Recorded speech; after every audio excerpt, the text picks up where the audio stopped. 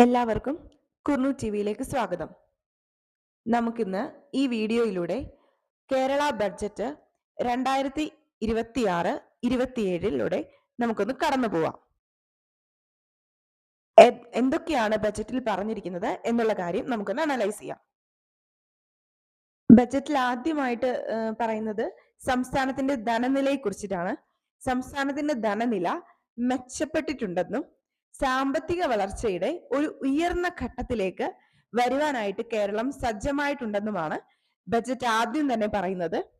പിന്നെ അടുത്ത വർഷത്തിനിടയിൽ 1,27,747 കോടി രൂപയുടെ അധിക തനത് നികുതി വരുമാനം സൃഷ്ടിക്കാനായിട്ട് സർക്കാരിന് സാധിച്ചത് ബഡ്ജറ്റിൽ ചൂണ്ടിക്കാണിക്കുകയുണ്ടായി. അടുത്തതായിട്ട് സംസ്ഥാനത്തിന്റെ കടം ആഭ്യന്തര ഉൽപാദനവുമായിട്ട് താരതമ്യം ചെയ്യുമ്പോൾ 2021 അത് 38.47% ഇപ്പോ 33.44% കുറഞ്ഞുവെന്നും ബഡ്ജറ്റിൽ പറയുന്നുണ്ട്. ഇനി നമുക്ക് ഈ ബഡ്ജറ്റിൽ പറഞ്ഞിട്ടുള്ള ക്ഷേമ പദ്ധതികളും ആനുകൂല്യങ്ങളും ഒന്ന് നോക്കി വരാം.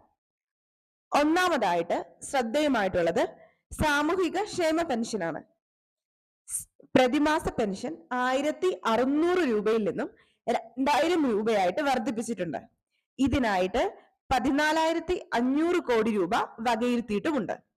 അടുത്തതായിട്ട് സ്ത്രീ സുരക്ഷാ പദ്ധതിയാണ്. നിലവിലൊരു ക്ഷേമ പദ്ധതിയിലും ഉൾപ്പെടാത്ത 35-നും 60-നും ഇടയിൽ പ്രായമുള്ള സ്ത്രീകൾക്ക് പ്രതിമാസം 1,000 രൂപ ധനസഹായം നൽകുന്നതിനായി 3,720 കോടി രൂപ നീക്കിവെച്ചിട്ടുണ്ട്. അടുത്തതായിട്ട് വേതന വർധനമാണ്. അത് നോട്ട് ചെയ്യേണ്ടത് അംഗനവാടി വർക്കർമാർക്ക് 1,000 രൂപ കൂട്ടിയിട്ടുണ്ട്, ഹെൽപ്പർമാർക്ക് 500 രൂപ കൂട്ടിയിട്ടുണ്ട്, ആശാ വർക്കർമാർക്ക് 1,000 രൂപ കൂട്ടിയിട്ടുണ്ട്, പ്രീ പ്രൈമറി അധ്യാപകർക്ക് 1,000 രൂപ കൂട്ടിയിട്ടുണ്ട്, സാക്ഷരതാ പ്രേരകന്മാർക്ക് 1,000 രൂപ കൂട്ടിയിട്ടുണ്ട്. അപ്പൊ ഇത്രയാണ് വേതന വർധനവ് പ്രധാനമായിട്ടും നമ്മൾ ബഡ്ജറ്റിൽ കാണുന്നത്. പിന്നെ ഒരെണ്ണം കൂടെ ഉണ്ട്, സ്കൂൾ പാചക തൊഴിലാളികളുടെ ദിവസ വേതനത്തിൽ ഒരു 25 രൂപയുടെ വർധനവും കൂടെ വരുത്തിയിട്ടുണ്ട്.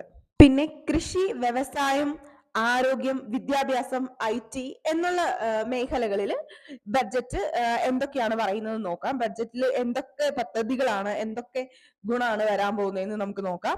അതിൽ പ്രധാനമായിട്ട് കൃഷിയിൽ 14ാം പദ്ധതി കാലത്ത് കേരളം ഹൈടെക് അഗ്രികൾച്ചർ സാധ്യതകൾ വലിയ തോതിൽ ഉപയോഗപ്പെടുത്തുന്നുണ്ട്.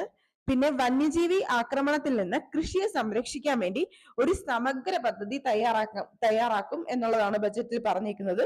അടുത്ത വ്യവസായവുമായിട്ട് ബന്ധപ്പെട്ട് വരുമ്പോൾ കണ്ണൂർ, കാസർഗോഡ്, എറണാകുളം ജില്ലയിൽ പുതിയ വ്യവസായ പാർക്കുകൾ സ്ഥാപിക്കുന്നതിനായി 9.50 കോടി രൂപ വകയിരുത്തിയിട്ടുണ്ട്. കൊച്ചിയിലെ പെട്രോ കെമിക്കൽ പാർക്ക് 2026-27 കമ്മീഷൻ ചെയ്യുന്നതോടെ 1,000 പേർക്ക് തൊഴിൽ അവസരം ലഭിക്കുമെന്ന് പ്രതീക്ഷിക്കുന്നു. പിന്നെ ആരോഗ്യത്തെ കുറിച്ച് പറയുകയാണെങ്കിൽ ശിശുമരണ നിരക്ക് 5 എന്ന താഴ്ന്ന നിലയിൽ എത്തിക്കാനായിട്ട് കേരളത്തിന് സാധിച്ചിട്ടുണ്ട്.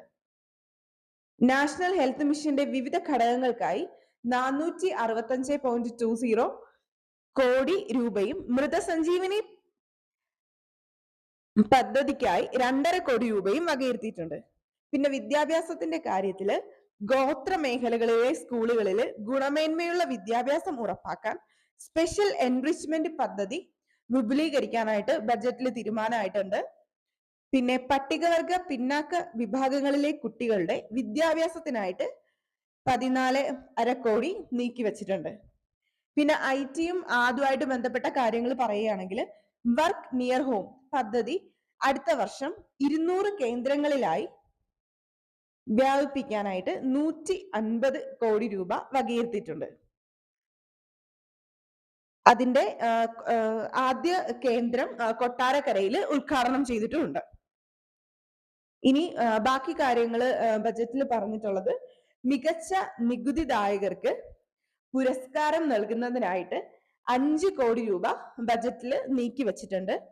പിന്നെ അടുത്തത് യുവജന ക്ലബ്ബുകൾക്ക് പ്രതിവർഷം 1,000 രൂപ വീതം പ്രവർത്തന ഗ്രാന്റ് നൽകാൻ 5 കോടി രൂപ വകയിരുത്തിയിട്ടുണ്ട്. പിന്നെ കുടുംബശ്രീ ഉൽപ്പന്നങ്ങൾ ആഗോള വിപണിയിൽ എത്തിക്കുന്നതിനായിട്ട് മാർക്കറ്റിംഗ് വിതരണ ശൃംഖല ശക്തമാക്കാനുള്ള തീരുമാനവും ബജറ്റിൽ പറയുന്നുണ്ട്. അപ്പൊ ഇത്രയുമാണ് നമ്മളുടെ കേരളത്തിന്റെ 2026-27 ബജറ്റിന്റെ ചെറിയൊരു സംഗ്രഹം. ഇമ്പോർട്ടന്റ് പോയിന്റ്സ് ഒക്കെ ഈ വീഡിയോയിൽ ഉൾപ്പെടുത്തിയിട്ടുണ്ട്. Thank you for watching. എല്ലാവർക്കും വീഡിയോ ഇഷ്ടമായെങ്കിൽ ലൈക്ക് ചെയ്യണം, സബ്സ്ക്രൈബ് ചെയ്യണം, കമന്റ് ചെയ്യണം. Thank you.